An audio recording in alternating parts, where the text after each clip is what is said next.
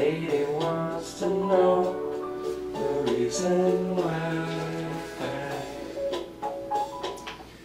Good evening, everyone. I'm Brian Trumbo with your nightly review for Monday, January 7th. Little Michael Franks. Markets took a break today after last week's spectacular rally to 5-year highs for the S&P. Forgot to mention in my week in review column that the Russell 2000 hit an all-time high last week. Today the Dow was down about 51 points to 13,383.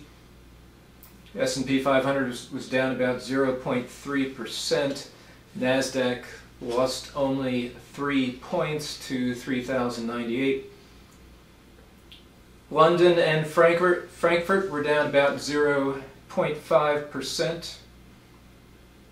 Gold closed at 1648. Oil 93.23, and the 10-year Treasury 1.90% unchanged. The Wall Street Journal had a good front page story in the Saturday-Sunday edition. Just a few stats I'll pass on. In 2011, the average monthly job gain was 153,300. Last year, 2012, the average gain was 152,900, so the same. But the unemployment rate fell from 8.5% in 2011 to 7.8%. The peak was 10% in 2009. Back in 2007, the unemployment rate was below 5%. 1950 to 1999, the U.S. economy grew at an average annual rate of 3.6%. 1950 to 1999. But since has slowed to 2%, a pace that is expected to continue for the foreseeable future. Just a note on Italy.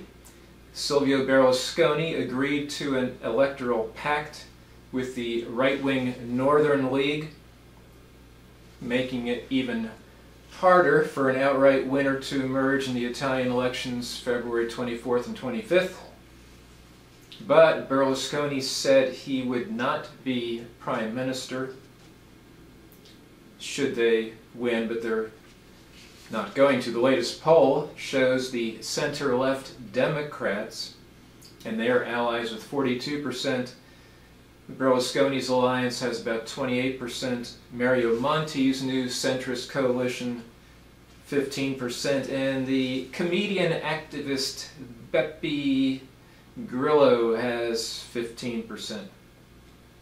Bank stocks around the world, particularly in Europe, celebrated a decision by regulators to give financial institutions more time to comply with new liquidity standards as proposed by the Basel Committee on Banking Supervision. That will be far more flexible than a draft version of more than 2 years ago, plus the requirements will be phased in between 2015 and 2019 rather than all at once. Banks will now be allowed to count a wider range of assets, including some equities and mortgage-backed securities. Okay, so we have 3 deadlines coming up. The sequester on automatic spending cuts, that's March 1st. The continuing resolution to fund the government is March 27. But the debt ceiling timetable, it appears, according to reports today, could be moved up to as early as February 15. So, the two sides of the budget debate. From President Barack Obama's radio address, weekly address, excerpts. Over the past year, as I have traveled across the country campaigning for this office, I told you that if I was fortunate enough to be re-elected, I'd work to change a tax code that too often benefited the wealthy at the expense of the middle class. This week we did that. For the first time in 2 decades, we raised taxes on the wealthiest 2% of Americans in a bipartisan way, while preventing a middle-class tax hike that could have thrown our economy back into recession. Obama continued. But all this was just one more step in the broader effort to grow our economy and shrink our deficits. We still need to do more to put Americans back to work while also putting this country on a path to pay down its debt. And our economy can't afford more protracted showdowns or manufactured crises along the way. Because even as our businesses created 2 million new jobs last year, including 168,000 new jobs last month, Obama is using the private sector job growth figure, the messy brinksmanship in Congress made business owners more uncertain and consumers less confident. I believe we can find more places to cut spending without shortchanging things like education, job training, research, and technology, all which are critical to our prosperity in a 21st century economy. But spending cuts must be balanced with more reforms to our tax code. The wealthiest individuals and the biggest corporations shouldn't be able to take advantage of loopholes and deductions that aren't available to most Americans. And as I said earlier this week, one thing I will not compromise over is whether or not Congress should pay the tab for a bill they've already racked up. If Congress refuses to give the United States the ability to pay its bills on time, the consequences for the entire global economy could be catastrophic. The last time Congress threatened this course of action, our entire economy suffered for it. Our families and our businesses cannot afford that dangerous game again. I congratulate the newly sworn-in members of Congress, and I look forward to working with the new Congress in a bipartisan way. If we focus on the interest of our country above the interest of party, I'm convinced we can cut spending and raise revenue in a manner that reduces our deficit and protects the middle class. So that was President Obama. House Speaker John Boehner told his caucus on Friday that he would insist on a dollar-per-dollar match between spending reductions and continued borrowing. With the cliff behind us, the focus turns to spending, Boehner said according to a source in the room. The president says he isn't going to have a debate with us over the debt ceiling. He also says he's not going to cut spending along with the debt limit hike. Senate Minority Leader Mitch McConnell on ABC's This Week Sunday said, "The tax issue is finished, over, completed, that's behind us." McConnell added new tax revenue is absolutely off the table as part of upcoming negotiations. Now it's time to pivot and turn to the real issue, which is our spending addiction.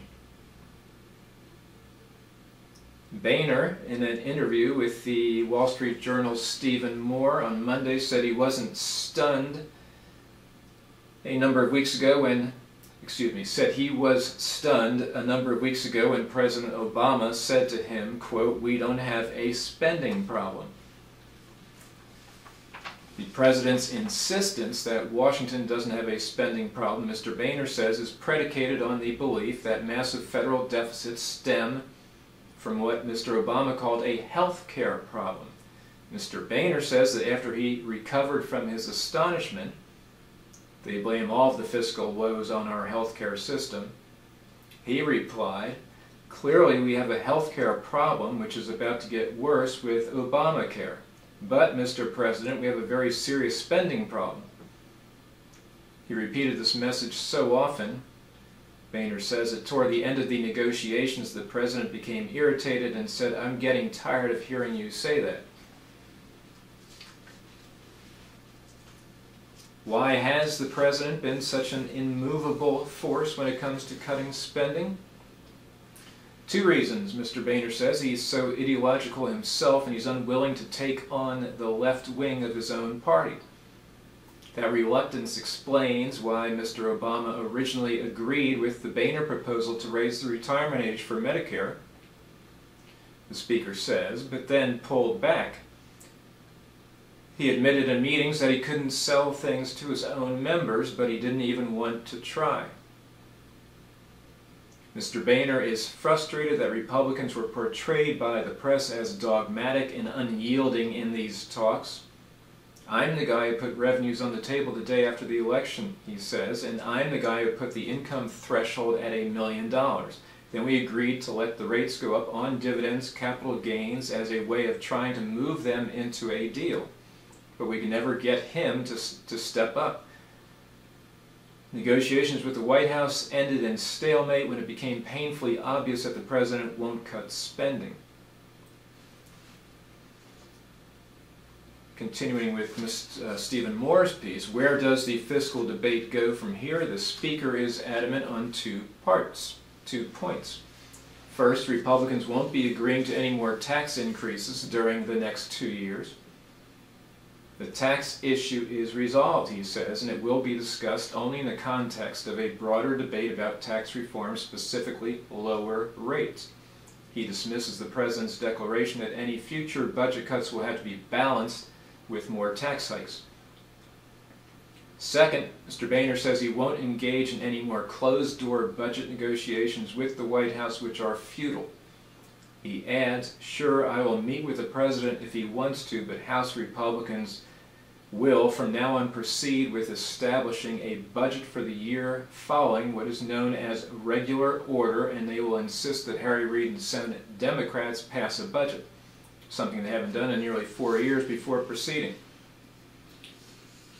The debt bill is 1 point of leverage, Mr. Boehner says, but he also hedges, noting that it is not the ultimate leverage. He says that Republicans won't back down from the so-called Boehner rule, that every dollar of raising the debt ceiling will require $1 of spending cuts over the next 10 years.